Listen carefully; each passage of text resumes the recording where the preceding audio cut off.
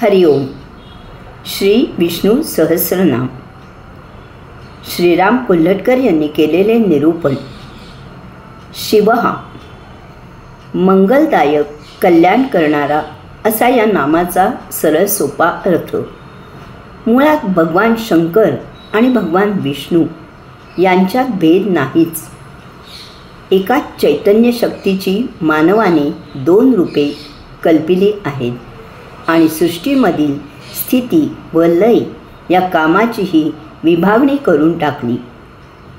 आत्मस्वरूपाचा विसर पडल्यावर जीवन हे सुखदुःखात्मक वाटते, किंबहुना सर्वसामान्यांना सुख पाहता जवळएवढे, दुःख पर्वताएवढे असाच काहीसा अनुभव येतो.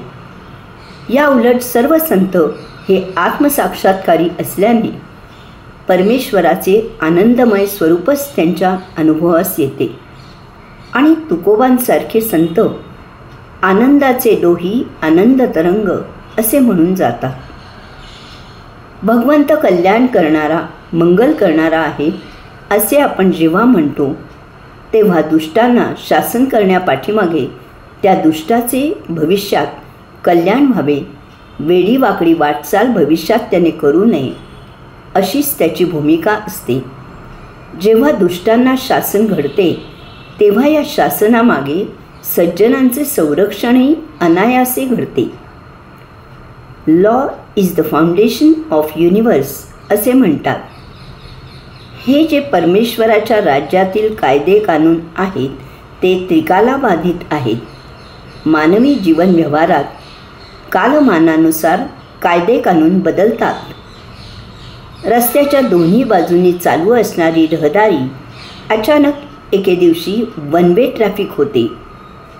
तंत्रज्ञानात वारंवार बदल होतात, विज्ञानातील गृहीते बदलतात, पण भगवंताचे 6 गुण जे वर्णिले आहेत, ज्ञान, वैराग्य, ऐश्वर्य, यश, श्री, औदार्य, त्यांची महती काल, आज व उद्या तशीच शाश्वत आहे. आणि जे षड्विकार काम, क्रोध, लोभ, मोह, मद, मत्सर हे त्रासदायक नेहमीच आहेत. मग आपल्याही जीवनात मंगलदायक, कल्याणकारक गोष्टी घडाव्यात असे कुणाला बरे वाटणार नाही? तर सर्वांनाच तसे वाटेल. त्यासाठी जन्म व मृत्यू या 2 टोकांमधील जीवन देखील आपण ईश्वर शरण वृत्तीने जगले पाहिजे. जी जी घटना घडते त्यामध्ये नाहम करता हरि करता, हरि करता ही केवलम ही भावना दृढपणाने मनाशी धरली पाहिजे. म्हणजे सकृतदर्शनी मनाविरुद्ध वाटणारी गोष्ट भविष्यात कल्याणकारी ठरलेली आपल्या अनुभवास येते.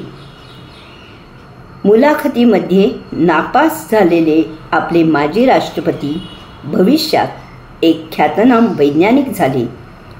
राष्ट्रपतीपद त्यांनी भूषविले. तर असे हे भगवंताचे आपला हुरूप वाढविणारे कल्याणकारी नाम.